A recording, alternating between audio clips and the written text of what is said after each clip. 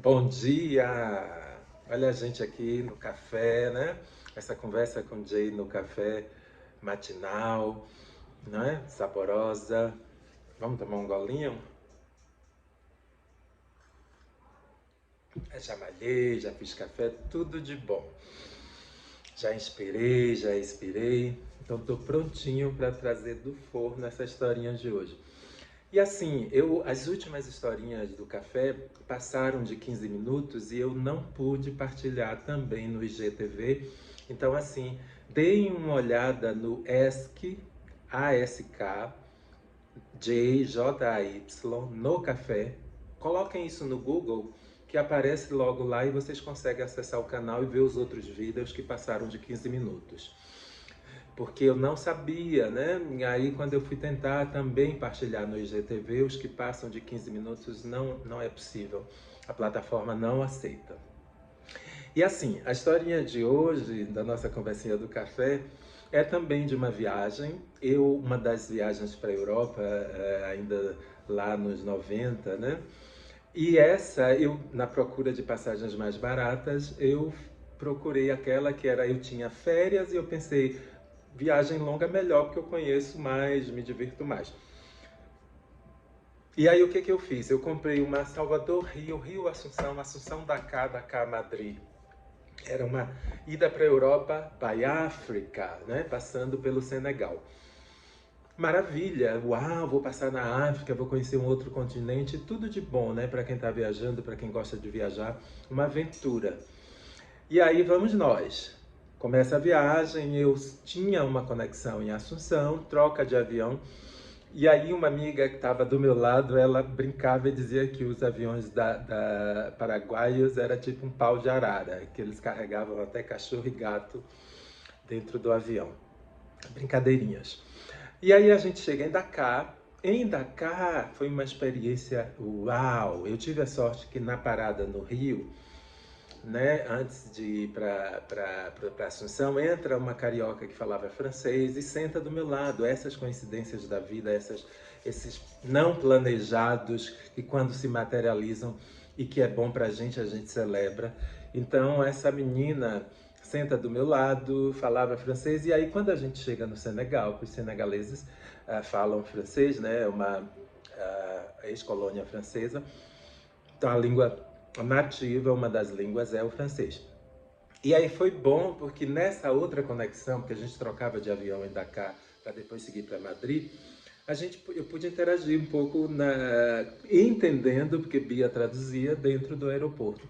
E tinha uma situação engraçada que a gente tem que estar sempre atento, né, às culturas e aos sinais daquelas onde a gente está passando. Estava proibido fotografar os artesãos, né, que estavam vendendo lá o belíssimo artesanato lá senegalês. E aí, quando alguém infringia essa regra, os guardinhas, eles faziam no foto, no foto. E aí depois ela me explicou que foi por conta de uma que estava em processo lá judicial, que estava em decisão, uma questão de exploração de imagem desses artesãos. Provavelmente isso foi resolvido, mas no período exatamente que eu passei estava acontecendo isso. A gente chega em Madrid mais uma das situações, era um período, não sei se vocês lembram, que pautava muito avião da Europa, principalmente da Espanha, eu não entrava, e eu nem me lembrava disso nessa situação. Quando eu comprei a passagem, isso já estava acontecendo, mas aí como o mais barato era entrar na Europa por Madrid, eu fiz essa compra. Só que quando eu cheguei lá, estava acontecendo exatamente isso, estava tendo uma triagem, umas entrevistas. No resumo da ópera, eu consigo passar, eles me dão um visto e eu aí, nessa viagem, consigo usar meu Europass, aquele passe de trem para circular na Europa. Foi maravilhoso, eu fiquei lá passando por todos aqueles países, né, de pulo em pulo, porque é tudo pertinho. Fotografando, era a época ainda das câmeras manuais, né, que tinha que revelar o filme e tudo. Enfim, passeio maravilhoso, rodei por tudo lá. Inclusive na Bela Roma, passei por Paris, Barcelona e tal, e tal, e tal. A vida segue, eu, como sempre, conhecendo pessoas, me divertindo no trem, nos trens, criando amizades e tudo. Mas, quando eu entrei na Espanha, por conta de tudo que estava acontecendo naquele período, na proibição, quase que mandando de volta aviões com sul-americanos, com brasileiros, era um período extremamente pouco amigável. E na minha entrada, eles tinham dado 15 dias de visto quando eu entrei. Depois de todo o processo de triagem, me deram 15 dias de visto para ficar lá. E pior, ou melhor, para a aventura ficar mais divertida, eles me propuseram, por conta de tudo isso, como o meu destino não era exatamente Espanha, eu estava só entrando pela Espanha para circular na Europa, eles, em algum momento, antes de me dar o visto, tinham me proposto: por que você não toma um avião e vai direto para a França e tal? Eu fiz: não, porque eu já comprei meu Europass, meu passe, minha entrada é por aqui, eu não tenho nenhum interesse em ficar aqui na Espanha, só vou entrar e pegar um trem e seguir. Claro que na autorização do visto eu necessariamente não precisava seguir direto. Eu durmo uma noite ainda na Espanha, nessa chegada, e sigo depois para passear pela Europa. O que ocorre é que com esse visto de 15 dias, porque aí entra toda uma história de quando você já está na cena, não tem mais volta. 15 dias é muito pouco, e minhas férias passavam de 15 dias. E o meu retorno era pela Espanha, entende? Então, se eu tinha mais 15 dias na Espanha e voltaria pela Espanha, eu não poderia, digamos, estar mais de 15 dias na Espanha, porque eles tinham me dado 15 dias. O que acontece? Isso também não é de uma absoluta rigidez, tanto é que comigo passou. Eu, viajando de trem pela Europa, quando eu retorno, cai a ficha: Jair, você tem que voltar pela Espanha. E agora, se seu visto já passou aí, já não está válido mais. Mas aí no trem, voltando para Madrid, nada acontece, os controllers não têm essa minúcia de perceber que estava um visto vencido. Eu retorno e fico, era véspera, isso era uma sexta-feira, véspera da viagem, porque a viagem era no domingo à noite para retornar para o Rio, para o Brasil. O que acontece, galera? Eu me hospedei na Casa Hortaleza, no centro de Madrid, um quartinho bonitinho, engraçadinho, e deixo as minhas coisas lá e sair para tomar um drink. A última noite era verão, né? Assim, Madrid, 9 horas da noite, o sol ainda tá brilhando, tá nos aquecendo. E feliz. Jamais imaginava que alguém, na minha saída para essa passeada,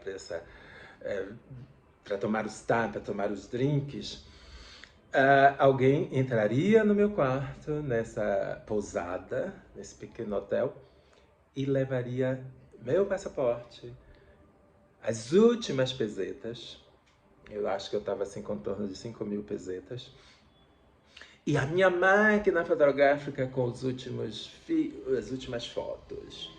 Uau! E aí, quando eu retorno para o lugar que entro e que procuro, porque eu fui pegar a maquininha, por alguma razão eu saí sem nada e deixei tudo. Estava tão afobado que era o último dia, peguei só um dinheirinho e não levei a máquina para a rua, não levei passaporte. Nunca façam isso, sempre estejam com seu passaporte ou deixem num lugar muito seguro em qualquer viagem. E aí, quando eu retorno que não encontro, eu entro em pânico. Mas aí acontecia o seguinte: a dona do espaço vem toda, né, tranquila, dizendo calma, isso e aquilo. E no dia seguinte eu fui na comissaria, que é a delegacia, para prestar uma queixa para urgentemente resolver essa questão, porque o meu retorno para o Brasil era no domingo à noite e eu estava sem passaporte. O que acontece? Tinha uma fila gigantesca, porque me parece que roubos no verão na Espanha, pelo menos naquele período, aconteciam muitos, pequenos furtos. E aí, depois de eu explicar na fila para um dos guardas que estava tomando conta, eles me colocaram na frente. Eu expliquei que era uma urgência, porque tinham me falado que o consulado fechava 1h da tarde e só era possível, só existia uma possibilidade: no consulado eu conseguir alguma autorização para viajar de volta para o Brasil. E aí ele me passa na frente, o comissário me dá um registro, faz um registro desse furto do passaporte. Eles pressuporam que era porque tinha meu passaporte na época, tinha visto para a França e era um visto muito desejado. Isso é a alegação deles, eu não estou afirmando que é verdade. Eles diziam que muitos turistas de alguns cantos do mundo tinham muito interesse em ir para a França e passaportes, por exemplo, de brasileiros que quando viajavam para a França tinha que ter o visto de França, aquele visto tinha um período, e esses passaportes eram furtados por conta desse visto e eles falsificavam e tal, e tal, e tal. Independente da história, eu estava ali numa situação dramática, sem passaporte, e que tinha que viajar no domingo à noite. Com esse registro do roubo do passaporte, eles me direcionam para a embaixada. E aí eu vou correndo pelas ruas de Madrid, porque não era muito longe, e estava engarrafado no sábado de manhã. Consigo chegar na embaixada, só que não era a embaixada, por alguma razão eles confundiram, era o consulado. Quando eu chego na embaixada, que eu comento rápido, a pessoa que me atendeu estava aberta, ela disse, não, não é aqui, você tem que ir no consulado. Só que o consulado também não era muito longe, mas quando você está numa situação dramática dessas, só vivendo a cena lá rapidinho, eu estou vivendo agora, é dramático. E aí eu vou correndo e tal, porque eu queria voltar, eu já estava cansado. Sabe quando a viagem cansa, que você quer o colo da mama? Que você quer o seu cantinho, quentinho, já estava nesse nível. E aí consigo chegar no consulado. Por alguma razão, faltava pouquíssimo tempo para fechar.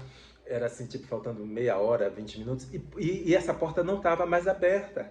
Aí eu olhei para o relógio e disse, não, mas ainda deveria estar aberta, porque fecha 1 da tarde. E aí uma pessoa que me viu agoniado na porta, um espanhol, eu fiz assim, bata na porta que tem gente aí dentro. Aí quando eu bato, um cara abre, me atende, eu explico rápido.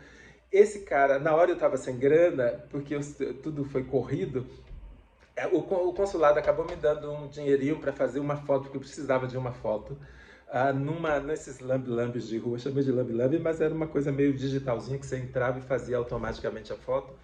O cara lá depois faz uma autorização de retorno para o Brasil, com essa foto e tal, explicando. A minha sorte era que a passagem o cara tinha deixado dentro da bolsa, porque a passagem evidenciava meu retorno, meu nome, tudo.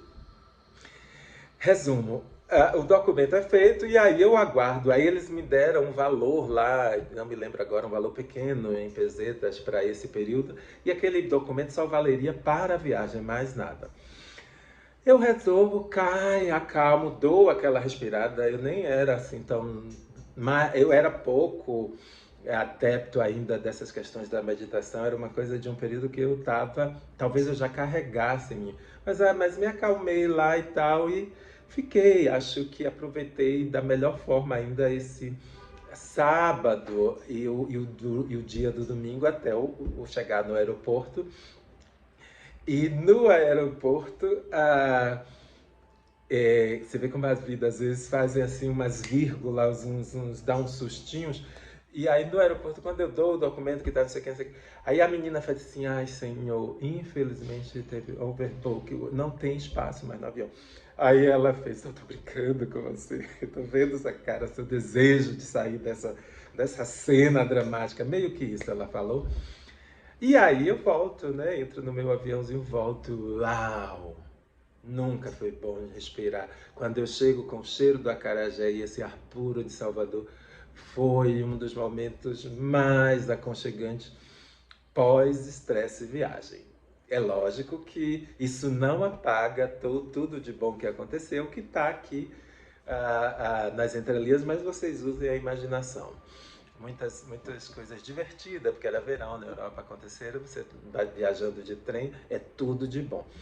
E aí eu retomo assim, a questão da perda dessa máquina com as últimas fotos e lembro para a gente aqui, para mim também, dessa ideia de como é aquilo que escapa das nossas mãos, que se desfaz e que nos causa uma certa dor, que eu já finjo que não é dor nessas horas e passa, como essa de perder fotos, né, que você quer guardar, que você quer rever, depois que passa e que a gente aceita e que tudo segue, cai de novo naquela coisa que pode ser um aprendizado forçado, por conta daquela vida não planejada, o forçado ou planejado para aprender, sem que eu soubesse dessa necessidade de desapegar. inclusive das fotos dos meus momentos de viagem. É claro que isso é uma parêntese para a gente pensar sobre tudo isso que a todo momento acontece com a gente, da gente às vezes perder algo que a gente queria naquele momento, né? E uma outra questão é que o deixar essas coisas irem nos faz pensar que, na verdade, ficou em mim. Essas fotos que foram não apaga o que ficou em mim, porque é aquela história da bagagem que a gente já pensa que vem sempre com a gente e sintetiza, né? Não fica. E é isso, a história de hoje que eu lembrei, achei que era super divertida. E aí relembro, em qualquer lugar do mundo, por mais seguro que seja, tenha cuidado com suas coisas. Sim, tudo pode acontecer, ainda tem a tal da lei de Murphy, né? Mas o bom do não planejado é que quando ele acontece e é de uma forma que você sobrevive e que é bom de alguma forma, porque os dedos ficam, como a gente fala por aqui, a gente tem só que celebrar, a gente continua na cena da vida, é maravilhoso, vai ter esses sustos, essas cordas bambas, mas quando a gente acorda e se percebe ainda no palco vida, a gente agradece e segue. Acho que é essa a senha que eu sempre uso e tenho aprendido a usar, certo? Hoje vou lembrar de alguns amigos aqui de São Paulo, né, que a gente até já está se falando nesse período que eu estou aqui, a Aninha, a Ana Cristina, a Adriana, o Montalvão, que são amigos que no meu período aqui de trabalho a gente fazia uma turminha do bem, tinha o encontro de vinhos, dos cafés e tal, e são queridos amigos do coração e que em breve a gente vai poder de novo realizar essas vivências do café e do vinho. Saudades. E claro, amigos, todos que estão aqui partilhando comigo, obrigado. Espero que vocês tenham se divertido com essa historinha. Foi, né? Um grande beijo. Tenham um belo domingo. Daqui a pouco eu talvez vá dar uma caminhadinha na Paulista que tá friozinho gostoso.